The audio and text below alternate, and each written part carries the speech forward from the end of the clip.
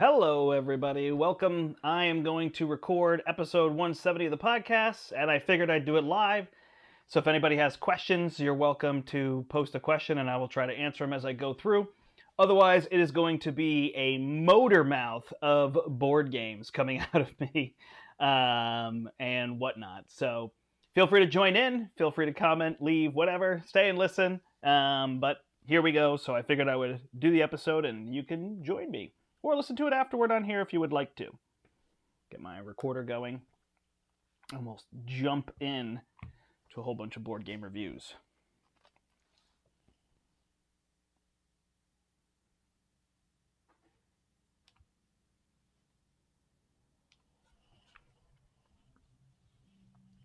Welcome one, welcome all. Step right up,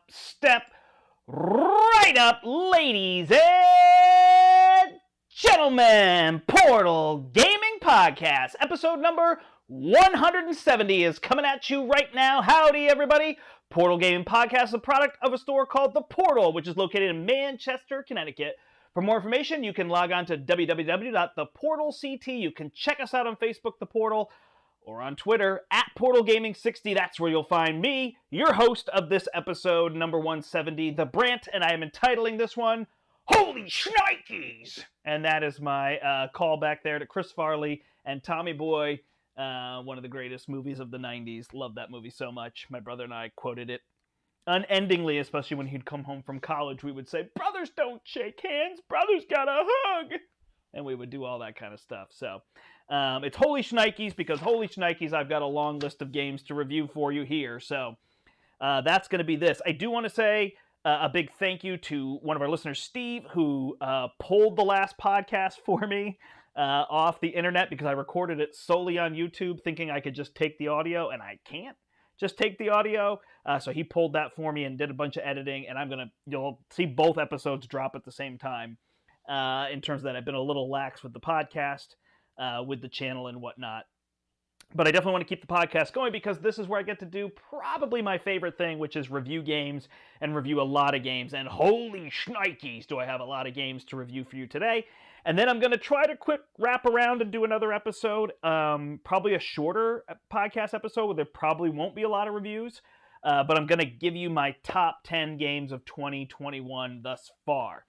I am back in full swing, playing too many games for any human being. And so there's a whole bunch of reviews here, but I'm not tending to play the same games 5, 10, 15 times. I'm back to playing games twice and moving to the next game and all that kind of thing. So that's what's happening here, which I think I prefer. I'm a new games kind of person, and I totally understand that people aren't, which is why it's great to kind of give you these reviews of the various games. I don't really think they're passing reviews. I don't think it's like, oh, I only barely played that and I don't really know. I try to review games when I know how I feel about them. But I'm also not playing them 10, 12 times to really have something massively in-depth. But hopefully it is helpful for you. So sorry you're hearing my pen click because I'm thinking of things and I'm talking and writing in terms of all those things. So, all right. Here we go. 1, 2, 3, 4, 5, 6, 7, 8, 9, 10, 11, 12, 13, 14, 15, 16. Wow, do I think I can review 16 games? I can do it. Here we go. All right.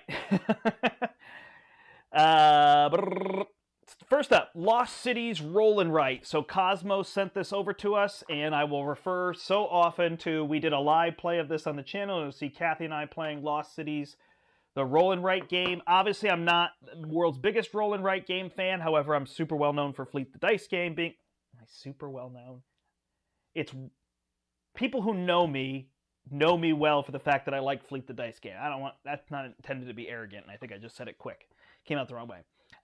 So obviously, like, one of my favorite games is a roll and write. I like Lost Cities Roll and Write. I thought this was fun, given there's actually been several roll and writes lately that I've played that I've really liked. So what's happening? So you've got a sheet. If you played Lost Cities, the card game, it's kind of like that, but not really. But you're moving up in these different columns. So you've got 6 different expeditions. They're colors.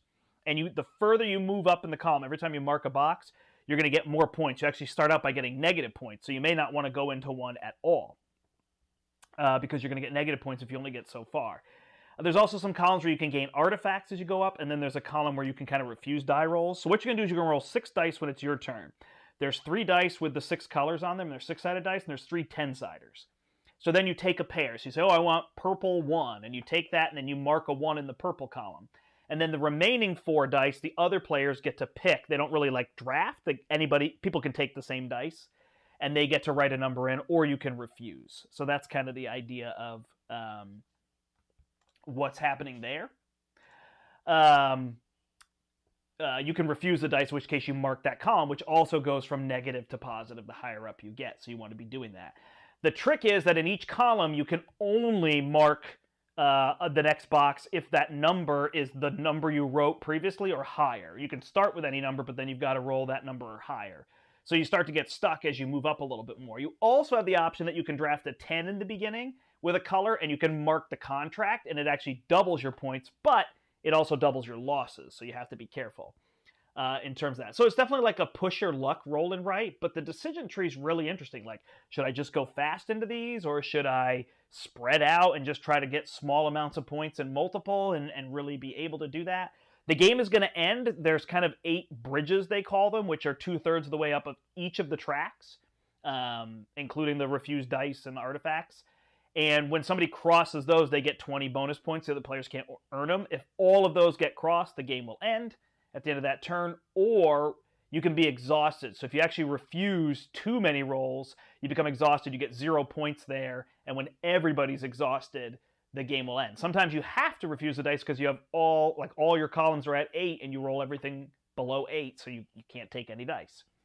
So that's the game. It's fun. It's a fun push your luck. It says actually 2 to 5 players. It doesn't really feel like Lost City. Like Lost Cities is this 2-player game with a lot of tension. So if you really like Lost Cities and you're thinking you're going to like this, I don't think that's true. But if you like roll and write games, push your luck with decision trees. So it's like push your luck with decisions. Kind of reminds me of what's that game called? Port Royale, which is a really good push your luck like Euro style game, for lack of a better thing. So that is Lost Cities Roll and Write from Cosmo. Next up, I got a pair of games from WizKids, Jinja. So Jinja is a worker placement game that takes place like in a Japan-style location, and you're trying to put all these little huts out, and you've got all this worker placement, and you've got like a series of cards that you can play to be able to match things up to go to the locations. It just plays over a few rounds, but it's actually really interesting. The build is really strong. Like you can play locations, you can play all these things, and you're trying to claim different regions and put different places out on the board. And as you claim those, you get bonuses at the end of each round. So you're kind of building up for those. And it's interesting in that the worker placement is almost like 2 steps. Like, okay, I can't directly do this, but I can do it indirectly. Like I need to go get money, and then I need to place in this spot. And once you place a house in a region, you worker place to that region and place a house, nobody else can that round. There is like one space where you can pay to be able to do that. So it's kind of interesting on that front, balancing all those different things. I really like that it builds a lot more than I expected. Like in between the rounds, you get a lot more done than you think you're going to. It feels really limited at first, and then it feels like there's a lot you can do. And there's some interesting places, and it's really quite a gorgeous game.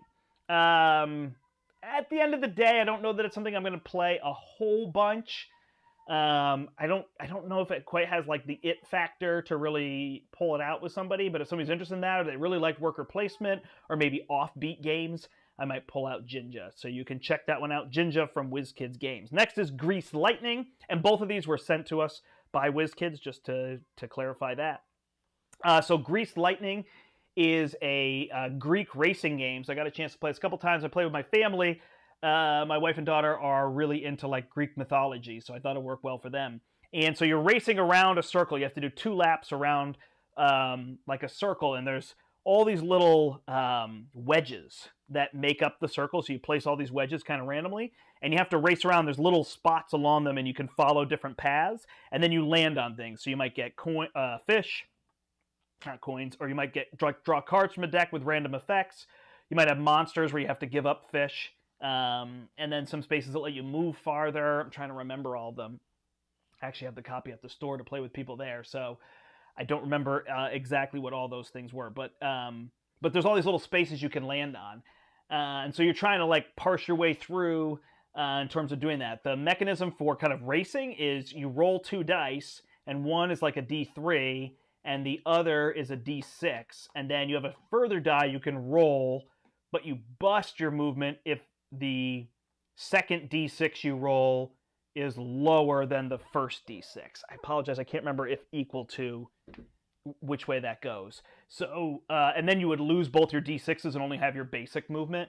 So you got a little bit of push your luck there in terms of what your speed will be. But it kind of averages people out. So if I roll really low and I roll a 2 and a 1 and you roll a 2 and a 5, you're moving a lot further. But then I can roll another die. Maybe I roll a 3 and now it's negligible. So it's a pretty creative system. If you do bust, it's a little tricky to catch up with everybody. And then you're just running around. But what's really neat, oh, that's a spot I forgot. Some of the spaces you stop on give you more wedges. So you draw wedges, and then at the start of the next turn, you plop those down over spaces. You can't put them on top of people. You can't put them on the finish line or the lap marker. You have to allow that to be free. But you could change the course of the path that you go through, and then those cards really add a lot. Like Zeus comes in and strikes with a lightning bolt, or everybody gets a fish, or different cards like that. Your movement is increased for this turn in terms of that. When I opened it, when I kind of played through it myself, I was like, I'm not sure this is going to be so good. But subsequent plays, I enjoyed it more. There was more to it. Like, there was more fun and more interesting. Like, ooh, I could change different paths, which made me feel kind of clever. And there was the fun of drawing the cards or like rolling the dice to push the luck, which I thought was kind of interesting. And then just seeing how other people mess with your plans. It is tricky. It does seem to favor like the leader. Once somebody gets out in front, they can do really well. And it seems hard to try to stop them, even though you're placing those things. It's just not enough if you get slowed down by a busted roll or something like that. So kind of tricky. I don't play a ton of racing games. Like I said, I brought it to the store, so I'm definitely going to plan to bring it out on a game night. So it's one I'd like to play again. But I didn't find it like over the top phenomenal. But I think if people are into this theme, like my wife and daughter really liked the Greek mythology theme, so that was a big deal for them. Grease Lightning. All right, next up is one of my favorite games from this year so far, and this is Meadow from Rebel Studio. You can see a live playthrough of this on our channel. Brian and I just did that as of this recording yesterday from the portal. So Meadow is a game where like the whole theme is just like you're going out in nature and you want to find things and you're going for a walk and you want to spot things with your kids or your family or your walking partner, whatever it is. And it's just a card drafting game. So it kind of uses the mechanism from Quadropolis. You have these little path tokens with numbers, and I slot one in. There's a grid of 16 cards, and I slot it in from the side or down below. And then whatever number I put, I just take that card over. So it's a 4x4 grid. I pop my 3 in on the left-hand side, and I count 3 cards over. I draft that card. And then I can play a card. And the tableau is just all these biomes. So you can have 10 biomes, and you've got symbols, and you're trying to drop down different values on those symbols. Using those symbols. So like, oh, I want to play this butterfly, so I need a grub and I need a tree. Now I can put the butterfly over either of those. And I don't have the grub symbol anymore, but I still have the tree, and now I have the butterfly. And then on other turns, you can go over to the campfire, and on the campfire, you can kind of like claim things that you saw, like, oh, at the same time, I saw a tree and a butterfly. And you can claim that for bonus points. And you get 3 things you can claim. The first one's 2 points, the second one's 3 points, the last one's 4 points, if you can find kind of those pairs that you're asked to do. And then the game just proceeds like that. You're playing all your path tiles, you get them back, next round, next round, next round. After 3 rounds, you reset the board, and you kind of swap out the middle set of cards for a different set of cards. It's all directional, so north, south, east, west, and you swap south for north. And then there's a new set of cards that come out, and all the cards have points on them. So those points will increase, but the requirements will increase. There's other things too, like you can find locations like stone bridges and farmhouses and windmills. And then at those locations, you can find like a treasure at each. Like, ooh, I found a toy soldier, or I found a little wooden bowl, or I found a bunch of food that we could eat, like picked in the wild, or whatever it is. The art is just absolutely gorgeous. The gameplay is like buttery smooth. But the decision, so it's like the game is just so easy to teach and play. It's basically entry level on the game, but the decisions are just so awesome, and how the board state changes. I have actually only played this one twice and 2 players, but each 2-player game I really played different. It sounds silly from a deck of cards that you're drafting, but what came out really determined a whole bunch of different things. In the game I played with Kathy, there was a whole bunch of treasures and things that came out, but with Brian, we like never saw them. And that really changed like that strategy of finding locations and treasures, and we really had to like hunt to get down, find the animals and the other critters and things. So I don't know off the top of my head. I will tell you on the next episode if this is my top game so far this year, but it is definitely up there and will be on the list. To me, Meadow is a go out, get it, play it. It's so good. Unless you really don't like light entry weight style games. Like if you just know I want heavier, I want crunchier, then you could just avoid this. But the game is absolutely gorgeous and super fun to play. I will be playing it a lot, especially at our game nights Thursday at the Portal. All right. Also, yesterday we filmed a live play of Juicy Fruits from Capstone Games. So Juicy Fruits is in their family line. So they had Simply Complex. You Simply Complex. I like singing that. Now they have Capstone Family. Don't know if they're different. We'll have to see in terms of all those things. So what's happening in this game? So in Juicy Fruits, you are on an island and you are gathering fruits and then you're selling them. So you kind of have like a business where you're trying to make milkshakes for people and ice cream out of fruit, and you're trying to supply ships with the fruits, and you're trying to expand your business. So on your board, it's like those little puzzles. I think they call them like the 15 puzzle, where you can slide all the pieces around. And so you slide on the grid, you slide one of your tokens over, and that represents collecting. So I might collect 2 bananas by sliding that 2 spaces, and then I get the bananas. Now I can spend the bananas to supply a ship, and all the ships tell you what they have. And as I supply those ships, they remove from my board, so it gives me more space to slide back and forth. Or I can expand my business. There's like a little business board. I might get a stand that allows me to sell ice cream, like an ice cream cart. Or I might, what are some of the other things I could do? I could get like end game scoring, like cabanas or something. I could build myself a giant house or build a resort that are just worth points for the end of the game. Stuff like that. And then I can also get these traveling business tiles, which are weird. They're the same like collection things, but they gain +1 and they have 2 fruits on them, so I can change what I get. And then with the module we played, you can also squeeze juice in the juice factory to make different drinks and move up kind of in this factory to gain points. It's real light. It's real straightforward. My biggest negative on the game, and I like the game overall, but my biggest negative was just it didn't have a lot of resistance. It just felt like I cleared my board, and then I'm able to just do this. Or I could just go wholeheartedly into that business thing and just kind of run the game down by just getting points ahead of people. So that's neat in that there's definitely different avenues, which is awesome. But it feels like you barrel right into one, and the game never asks you to pivot. And I really like to pivot in games or be forced to pivot. And this one doesn't do it. It just says, here you go, pick a path and go with it. And run with it. But again, it's Capstone Family, so it's trying to appeal to families. So this is something I could play on a game night with my family. I could play after dinner with my family. So that's where it's going. It's interesting with the capstone on there because so many people think of Capstone as like, boom, grandiose and whatnot, and that's not where this game is. So Juicy Fruits was neat. I enjoyed it. You could check out our play on the channel. Next up is Sub-Astral from Renegade. This is from Matt and Ben, the Fleeples, who designed Fleet the Dice game. And Renegade. So this is their follow-up to Stellar, so it's Sub-Astral. Played this at 2 players, it wasn't so good. Played it at 5 players, great. It really just worked a lot better. So I think the higher the player count, the better on this game. So Sub-Astral is supposed to be, instead of Stellar where you're looking at the stars, you look down and you're looking at biomes. So we see this again like Meadow. And so it's just some really clever card play with some complex scoring. I made it sound, I broke that down a little too easily, but it's you're playing cards to these 6 different clouds, and they have numbers on them. So if it has a 3, I play it to the 3 cloud. And then I can either go left, and I can take cards from one of the other clouds, plus draw one, add those to my hand, or I can go right, and I can take those cards and add them to my tableau in front of me. And they have like 8 different biomes on them. So obviously if I'm taking cards, that's to give me more options to be able to play, to put in my hand. If I'm taking cards to put in my tableau, that's giving me more ways to score. So how am I going to score? So the scoring is a little tricky. Basically, you want a complete set. So whatever card I have in the first column, I want to then continue all the way over to have different biomes, and that will score me a bunch of points. But in addition, I want to have biomes where I have a whole bunch. And the further out those are, like the further from the left of my tableau, the more points I score. So if I have 6 cards in my 7th column, that's going to score me 6 times 7. 6 times 7, which is 42. Whereas if I have 6 cards in my first column, it's going to score me 6 times 1, which is 6. So you got to kind of play it to understand that, or just kind of give somebody that visual to see it, which this is a podcast, so I apologize.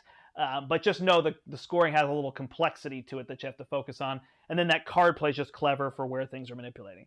The reason it's great at 5 and not at 2 is that you then add a card to whatever empty space there was, and then you guarantee that all clouds have at least, that 2 clouds have at least 2 cards. But in the 2-player game, sometimes you just have to keep adding because you're adding to the same spot, and all of a sudden somebody gets a spot with like 4 or 5 cards, and they gobble all those up.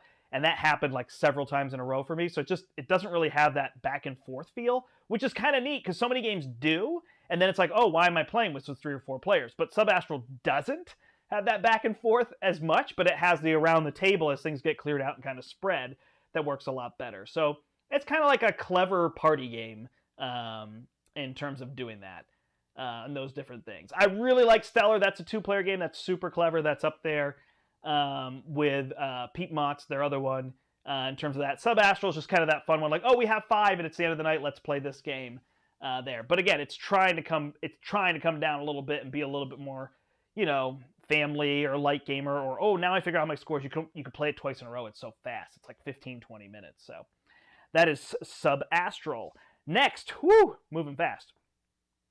Nidavellir. Okay, so I heard a lot about Nidavellir through 2020, and it wasn't out in North America, and it finally came out. So I got a chance to play. Actually, picked up a copy of Nidavellir, and I've played a lot of Nidavellir. And it is a drafting auction game for people who don't like drafting in auctions. That's the way I would put it. Because the auctioning is more like resource management. And the drafting is very small. It's little pieces at a time. So the theme is very thin, but it's basically like you're going to these taverns to recruit dwarves to go fight, and whoever makes the most glorious army by having the most victory points will win. And you're talking a lot of victory points, 200 plus in most games for the winner that I've seen. So you're getting a lot of victory points. So what do? You got these 5 gold coins, 0, 2, 3, 4, 5. Don't have a 1. And there's 3 taverns, and they'll all have a number of dwarves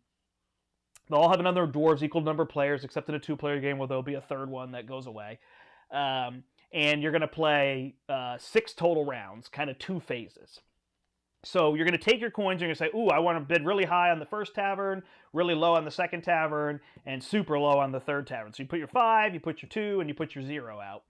And then everybody flips, and whoever has the highest bid from those tokens, so it's a lot like Ra, if you've played Ra, is going to get to grab from that pile. And there's this whole, you have these gems with numbers that break the tie, and then you switch the gems. That's the most complex part of the game, but it makes perfect sense. Not worth explaining here, but it's how you break ties in terms of that. So then you get to draft the various dwarves, and you add them to your collection. They're all kind of colors on them, and they do different things. So like green and purple are set collection. Red is supposed to be like whoever gets the most in red will then get to score their coins at the end of the game. Blue is like straight up points. And then orange has like a multiplying, like exponential multiplying system. So it's very mathematical in that nature. So you're flipping over all your coins, but what's really clever is if you bid 0 on one, then the 2 coins you didn't use that round, because remember you have 5, you only bid 3 of them, you sum those up. Ooh, I left my 4 and my 3. So now I get a 7 from the grid. There's like a set of them. I get rid of my 3, I add a 7, and now I have a 7. At the end of the game, you're going to score points for all of your coins, so you're going to move those up. They max at 25. And the part that's really clever is, let's say the 7 wasn't there, well then I get an 8. Oh, there's no 8, so I get a 9. So you can actually move up further by timing all of that out and getting other things. So you're kind of increasing your coin count to be able to maximize those points and everything. And then where the game really shines is so I obviously want to go deep into like some colors to set collect and get points and things. But also if I go wide and I get a set of 5, then I can draft like a leader or hero. I think they're just called leaders. And there's all these cards. And this is the other part that slows the game down, because there's a few that are just kind of complex, like, ooh, this one can jump in at the end of the round and be this, and then it can switch to another column, and yada, yada, yada. But some of them are really straightforward, like, you just get 10 points at the end of the game by drafting this leader. So that makes it really interesting, because then you can switch up your strategy. Whether you're forced to or not, you can pull different things from over there. And there's a lot of them. There's like 20, different leaders that you can get. And every time you get a set of 5, you get another leader to add. And that leader has color, so it might complete another set of 5, you can go get another one. So you can kind of have that fun explosion turn where you get a whole bunch of things. So you play through, halfway through the game, you kind of give out these rewards like bonus tokens or coins or cards or whatever it is halfway through for people who are leading. And then at the end of the game, you just do your points.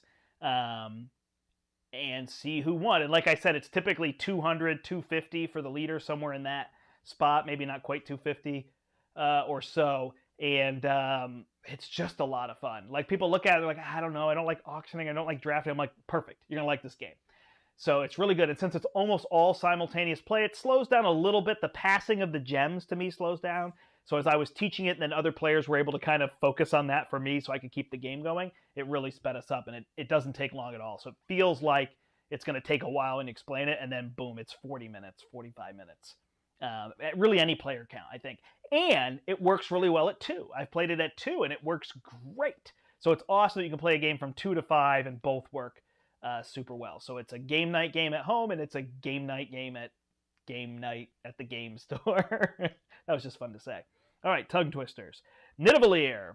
All right, I got a chance to play Crack the Code. So Eric Summers been coming over and playing some, and he brought this over from Indie Studios, Indie Boards and Cards.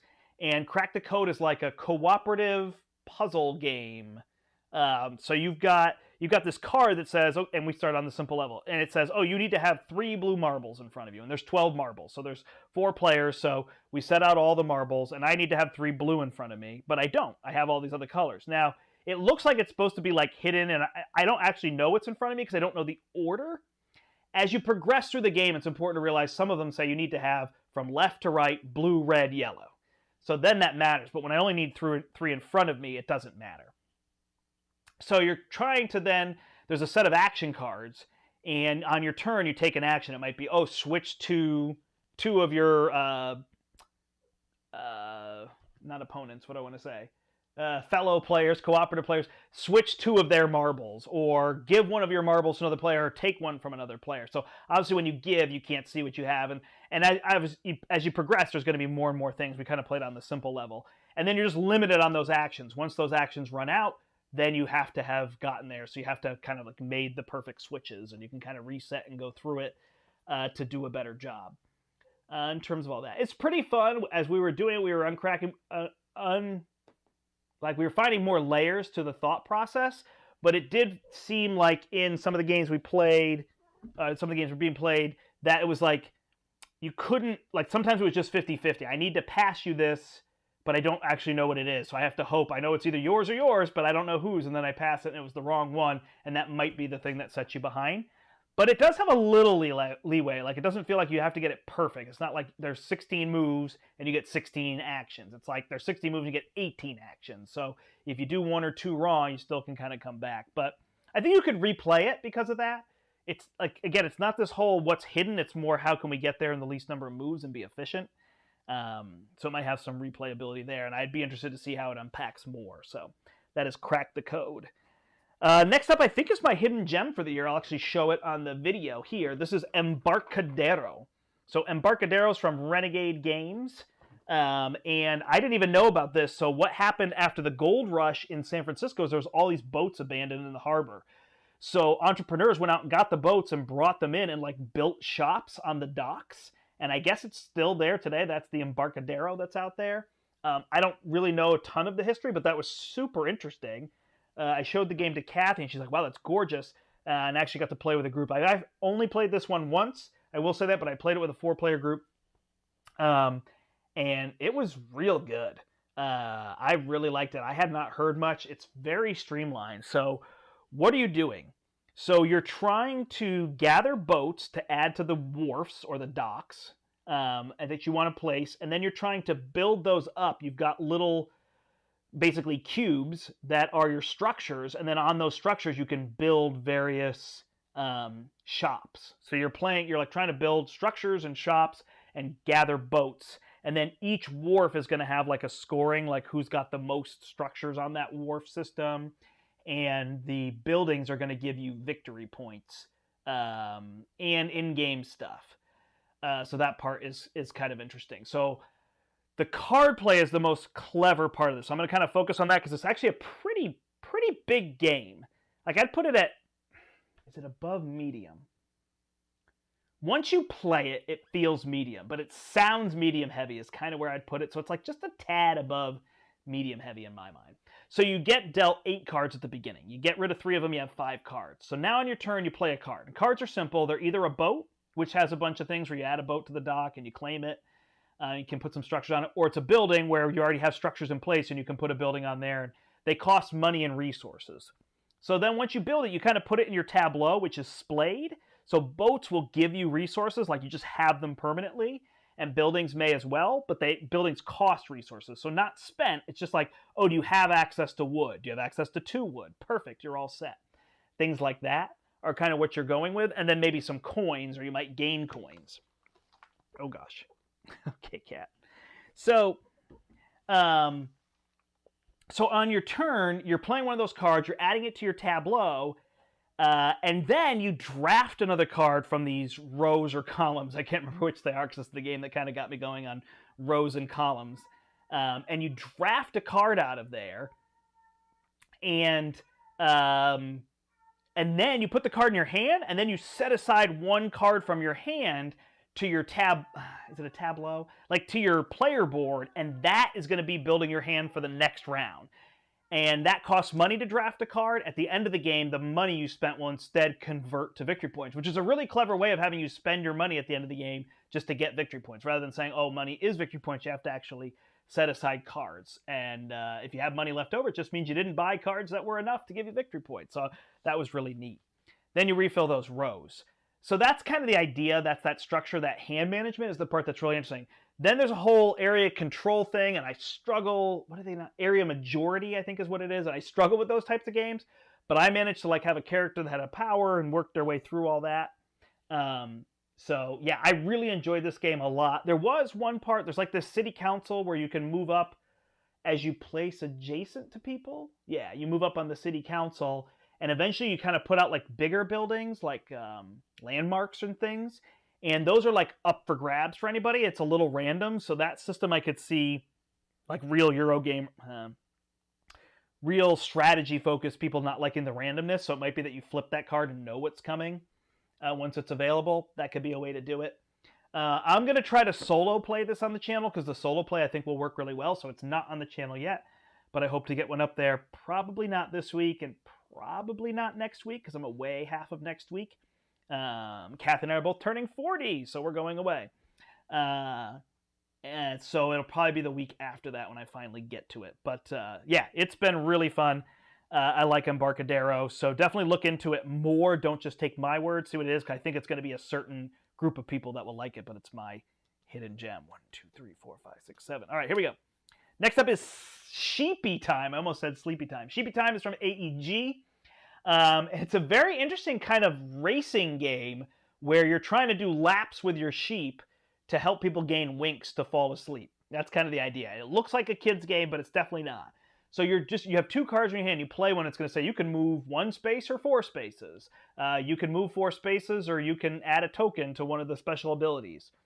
And so you're just moving around. And every time you move 10 spaces, you jump a little fence and you add a wink. And you're trying to get 40 winks. That's how you win in a single round. If you land on next to a space that has a bonus with your token, you can spend the token, and then you can use that bonus, which might say jump ahead 5 spaces, or I don't know, draw 2 cards from the stack and keep 1, or various other abilities like that. So there's all sorts of different abilities that you can get. But meanwhile, there's a nightmare. So there's 3 different nightmares you can play with in the box. There's like the big bad wolf and the boogeyman and the spider, I think.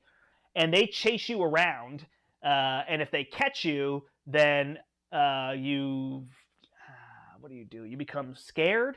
And then if they catch you again, you wake up and you're out of the round. In terms of all that. So then you're just trying to progress. You're actually not trying to get 40 winks in a round. You probably won't. At any point, once you jump the fence, you can bow out. And now you just stop at whatever winks. And then at the end of the round, based on players, you have like a little pillow that's at 40 winks. And if you were in first, let's say, in like a 3-player game, you're going to back that pillow up 10 spaces. So now you only need to get to 30 winks the next round. So you're trying to just be somewhere in there. What's interesting is as people bow out, it becomes actually easier for the people. So the push your luck is almost on the people bowing out than on the people staying in. It's real clever. It's really quite fun. It doesn't seem like it's going to be super fun. It feels like it's going to be a kid's game. And it's got a lot of randomness and a lot of push your luck, but it's a lot of fun. I'm starting to smile bigger and bigger as I talk about it. So I'm just thinking about how much I enjoy this game. So definitely check out Sheepy Time. I don't know if I could say like it's just a go out and buy for anybody, but it's definitely a go out and play. I mean, this game do so well with conventions. People would be playing this left and right. It's got like that clever play with those really fun moments. And like I've seen multiple games now where people are way behind, and in the last round they just go because what do they got to lose? And then they win the game all of a sudden. It happened against me. It was still fun. Like I still kind of wanted the person to do it. It reminds me of King of Tokyo when I want somebody to roll 6 claws and eliminate someone. Like, I'm on your side. Do it. Eliminate me. It would be so fun to see you do that. So, it has a clever factor, even though there's a lot of fun randomness factor there too. And I don't mean those to be directly opposite. I realize that clever can be fun and fun can be clever. But it's just the easiest way for me to break things down. All right, next up is Destinies. Destinies is from Lucky Duck Games. Destinies is a huge Smash game. Smash hit, it seems like. So it's like an app-driven story game. So in Destinies, you're going to get a character, and then you're trying to complete like your objective first. So it's essentially a race. It's very app-driven. It's very world-building. It's kind of like somebody running an RPG for you. There's a lot to read, a lot to pay attention to, a lot to interact with. I really found it quite enjoyable, yet I don't really want to play it again. It feels like you play through a story, and then the other story is going to be like, go here instead. And you're like exploring locations and gathering items. The attack and the like system are interesting. You have little markers along a board, and then you're rolling dice, and every die that rolls that number or above is a success. So you might be able to get 3 successes because you might be on 4, 8, and 9. And you're able to roll those dice. Is it that number or... Somehow that feels backwards. I apologize. Yeah. So you can get successes off of those. So you're trying to roll those various numbers to be able to get there. So that part's kind of interesting. Again, a lot of the game is really interesting. I enjoyed it. I enjoyed my plays. I don't know why it is I don't want to go back. I'm not a big story game person, so I could be part of it, but I'm not a story game person. But it feels like the stories are a little bit too samey. I'd like to see some different things. There's a whole bunch of expansions, and people that got the Kickstarter, I only played the base game that came into the store. So people might tell me that, oh gosh, when you play the campaign and you play this, you play that, like you really get into it. That's kind of all the game is, even though there's just a lot once you're in there and you're doing that. There's a ton of little miniatures, and they're really fiddly because they're teeny tiny miniatures, and you have to find which one is which. It's not really necessary because they're labeled in the app, so you can just kind of move around the board and have those, but it adds to that flavor and that theme, and people enjoy the miniatures. So there's that piece. So it's kind of a take it or leave it, but I don't mean that to be a mediocre review because I did like the game. So if it sounds interesting to you, or you've been watching it and you're like, if I hear one more person say good things about this, I'm going to try it. Let me be the one more person that says good things about it and have you try it. In that. Would I play it if somebody suggested it? I would. I would play it if somebody suggested it. I probably won't suggest it myself. Whatever that means, you can figure out what that means in my brain, but that would be that. All right, next up is Merchant's Cove. This one's not on our channel yet, but it will be because Carl Van Ostren, who designed this, along with others, is local to us in Connecticut. So he's going to come on stream and play Merchant's Cove with us. So Merchant's Cove is a big game. It's a Euro game where you're merchants in this cove. See what I did there? And you are trying to sell to all the people that come into the city. So they're coming in by boat, and you want to be ready to do that. So really the big thing about Merchant's Cove is that there's 4 in the base box, and then I think there's like 3 or 4 other characters that you can play, and all the characters play wildly different games. So you're playing a dice rolling game, somebody else is playing like a ship management game with a spinner, somebody else is playing a marble game, kind of a la Gizmos or Potion Explosion to gather marbles. And what are some of the other ones? I don't even remember what some of the other style of the games are. I think those are most of the ones that I've played or seen played or taught, because it was taught to me the first time. And so you're doing that to craft items. You got small items, you got big items, and you got 4 different colors, your primary colors plus green. And then the whole thing is driven where the connecting point is there's like an action wheel, and whoever's furthest behind gets to go next. That whole patchwork is where I think of it, but there's other things before that, kind of a time-driven mechanism. So that's what kind of keeps everybody honest on the same. You can draft workers, and then you can take corruption, so you can kind of be corrupt, and you'll score negative points in the game. But you might be like, hey, this corruption's going to score me -3, but I'm going to get 8 points off of it, so I net points from being corrupt. So that's kind of how that goes. So you're taking actions back and forth, kind of a la side. You're moving around the board and picking the actions you want to do that make sense for you.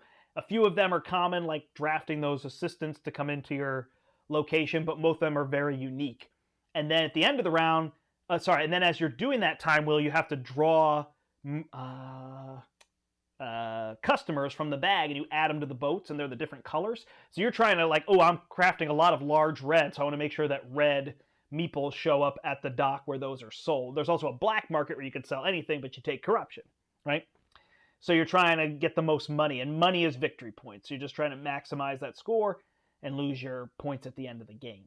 So all in all that kind of works out kind of simple when you explain it that way. The complexity is really in your character and figuring it out. Now, I think that there's definitely a lot of asymmetry in those characters, but they are basically all able to craft about the same amount. Obviously, you could be a little more clever in terms of what you're doing, or a little more I guess it's not a lot of dexterity, even though there's like spinning and potion explosion. It's more just how will this mechanism work. So you're ending up with kind of the same assortment. So really it's that boat. Those boats coming in that determine kind of who's going to be able to sell what. And you can hold off items, but you don't always. So it's that boat manipulation. And that can be a little bit cutthroat. So you've got to kind of decide where you want that to be for you and how that's of interest. You can also change, there's these rogue meeples that come in, and they're gray. And you can change their ability based on kind of cards that you could put into play at the start of the game, where you might be able to take corruption to change them to any color, or they just block, they don't do anything, or there's some other interesting ones that I just can't remember off the top of my head. I apologize. But these kind of things they can do. So that part is really interesting in terms of what's going on. The asymmetry of the characters is certainly fun. I'm the kind of person I want to play a different character every time, so that's really neat. I don't know how you teach this to people, but you definitely teach the main board first, and then you teach everybody their individual ones. It probably would be best to play this like with 2 and 3 the first time, just to not overwhelm people. But it does come with a little booklet. So like when I taught Kathy, she just read her booklet, I read my booklet, and we were good. We didn't have to worry about that. Like, so people could just kind of read their own and be responsible for learning their own character in terms of that. It's fun. It's really fun. It's fun to change up those. The asymmetry, I could have gone further on asymmetry. I could have enjoyed like, I'm trying to buy things from people and then sell them and kind of change some of that up. But there's definitely a lot in the game, so there isn't a major reason for all that to do all that and whatnot. What was I saying? There's not a major reason to have to switch all that because there's plenty in the game. But just some of those things might have been a little bit more interesting, a little bit more intriguing. But overall, I do really enjoy the game. It's definitely something we want to play again. I've played several times now. I'm going to stream it because that'll be super fun. It'll be neat to see some of the ideas that Carl had and whatnot.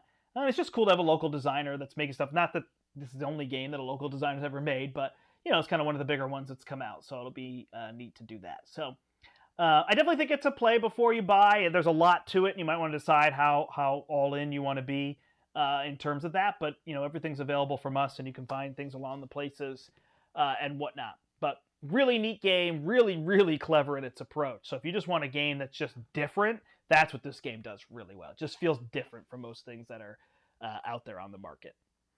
Awesome. So next up is Imperium Classics and Legends. So again, you can find a playthrough of this on the channel. In fact, you can find 5 playthroughs. I played this 5 times. On the channel, I went through the whole solo campaign, so needless to say, it's real good. This will be on my top 10 of the first half of the year for sure.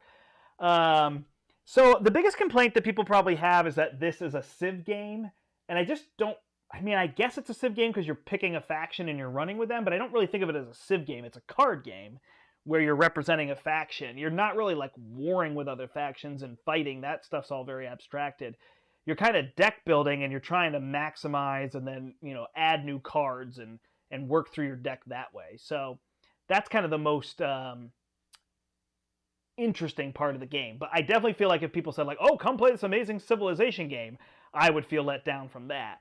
Also, the rule book, I really haven't had major issues with the rules. However, I did make a lot of rules mistakes playing through the solo campaign. So the solo mode has like these bots, and there's a lot to it. So you definitely want to watch those videos if you're considering playing this for solo mode, because you have to decide. I actually enjoy the complexity of running the solo bot because it makes the factions feel very different. And that's the part that I really want to focus on, is that there are 8 factions in Classics, 8 factions in Legends. That gives you 16 factions, and they really do feel different. There are a few that feel the same and a few others that feel the same, but there's no way that you're going to say, like, oh, there's 16 and they all play the same. No. These 2 play very similar. These 2 play very similar. And, you know, they all can focus around a few cards that are common amongst them, but then you're drafting cards from what's out there and you're trying to work your way through what's good and who works with who. So it's just, like, really fun to unlock all that stuff. So I will say that the solo campaign was probably not my favorite way to play through, because you're playing the same faction 5 times, and I like to switch factions. I've also enjoyed solo games a little bit more than multiplayer games. Multiplayer, you're really heads down, you're not paying attention to other people, but again, it's just that exploring that I enjoy, and try to figure all that out, and whatnot. So again, I don't actually think the rulebook is bad, I just think the game is complex. It's just intricate. And so it's just one of those games that you're not going to get the rules right on the first play, the second play, or perhaps your 5th solo campaign playthrough where I botched the bot. So apologies there if you're watching that one. But again, you can get a feel for that. And I had actually already lost the campaign off camera. So there's that piece. Love Imperium. Snag it. I guess it's hard to come by. We still have copies at our store. So if you're local to us, you can pick up copies. But Imperium Classics and Legends is magnificent. Great game. Really like it. All right, 3 to go. Summer Camp. Summer Camp is a new game from Phil Walker Harding and Buffalo Games, and it's available in Target only. At the moment, it'll probably be available to us, but I like to review all games regardless of where they are. So Summer Camp is the light deck builder of all light deck builders. It is, you're at a camp. What's really fun is you've got 7 different things you can do: archery, water sports, games, crafts, friendships, and you open 3 of these boxes, and then you're kind of like competing to kind of achieve your badges for each of those. So you're actually walking a path, but that's just the fun way they do it with your meeples. And once somebody gets to the end of all of those, it'll trigger the end of the game. And you're just deck building. There's 2 cards out from each of those. And then you're playing cards from your hand. Every card is an energy to buy other cards, and then cards will give you abilities like move forward on this path. And you can buy new cards to add them. And each of those little modules plays different. So one might just say, hey, this one allows you to move forward and draw more cards. This one allows you to like trade cards with people. This one gives you a really big bonus and everybody else at the table a little bonus because it's a friendship one. And those modules make it great. But the icing on the cake for this game is that as your meeples step forward on those tracks, there's little bonus spaces. And so in a turn, even though you're like, I'm going to step 1 space forward, it says draw another card or gain a snack, which is an energy you can spend. And that is just great when designers focus in on like my turn. How can you make my turn fun, not just the overall game? Give me little things to work my way towards that aren't the end game goal. And this game does it really, really well. Now, it's a really light deck builder. You know, so if you play with gamers who play all the time, they're going to be like, why would I play this when I could play this heavy deck builder that I like? I mean, even Dominion or something like that with new modules. But it's fun. It makes you feel like you're at camp. I don't even like camp, and I kind of wanted to go to camp after playing this. Like, ooh, I want to make s'mores and go canoeing. That sounds great. But generally, camp is not my favorite because it's kind of like they dictate what you should do, and I like to dictate my own time. Not out of like being a rebel, just out of, I'm good. I can find ways to entertain myself. I can go live on the internet and record a podcast. Hey, for people listening to the podcast, I recorded this one live on the internet. I am dual recording, so I don't have to go back and figure that out. But you can watch the podcast on the channel. Step into the portal. All right, Geritosh. Geritosh was sent to me by BJ from Board Game Gumbo, who was on here and told us how great it was and got a chance to play it. Our play didn't work out super well, so I definitely need to go back and play again, and I honestly haven't had a chance because I'm starting to roll into that so many games. I totally trust him. I think that the game is great, but we just had an issue where there were too many of the people disappearing. So the theme is great.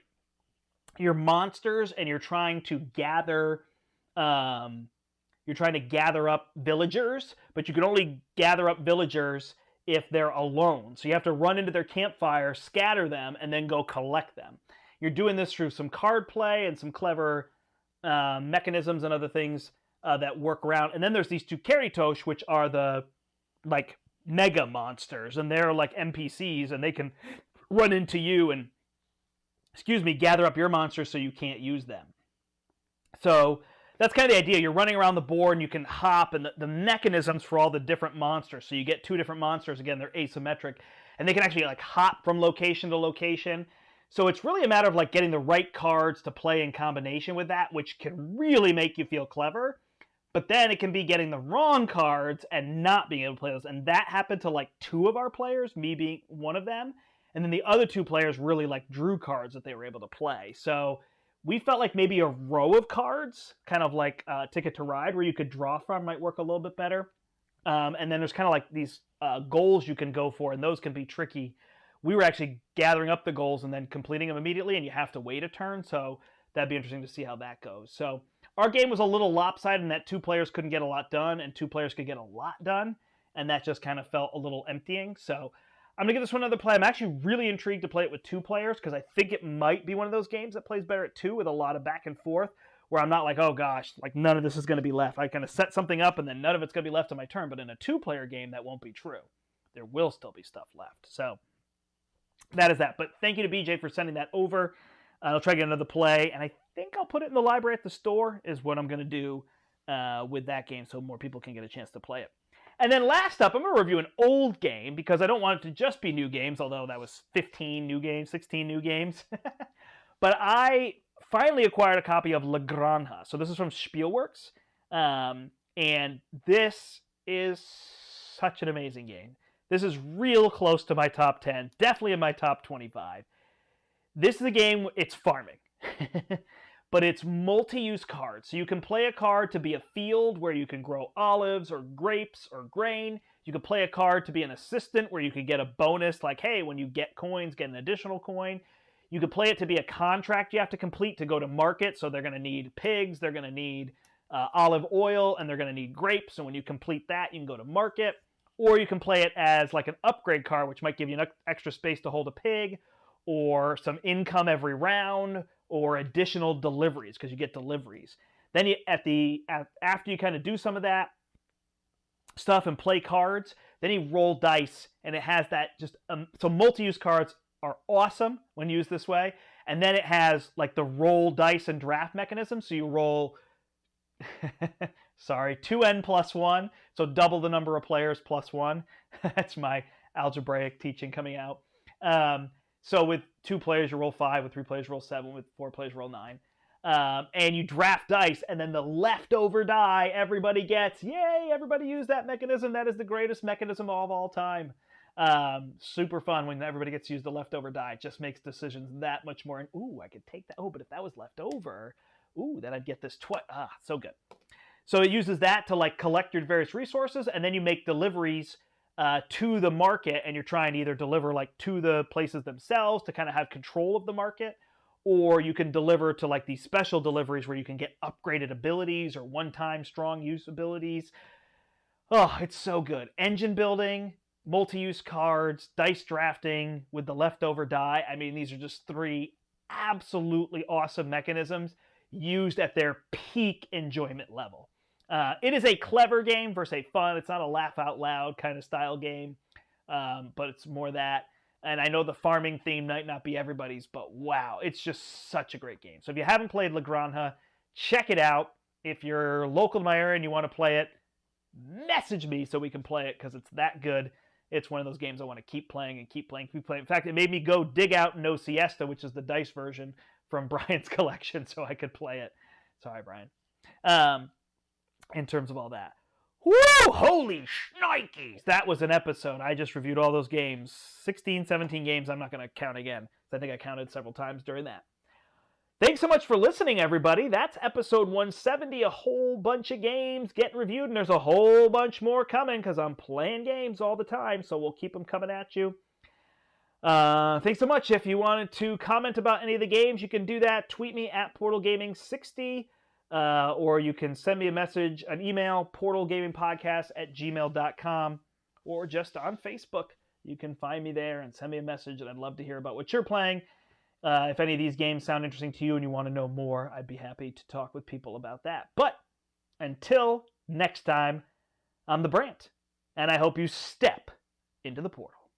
Bye, everybody. Have a good one. And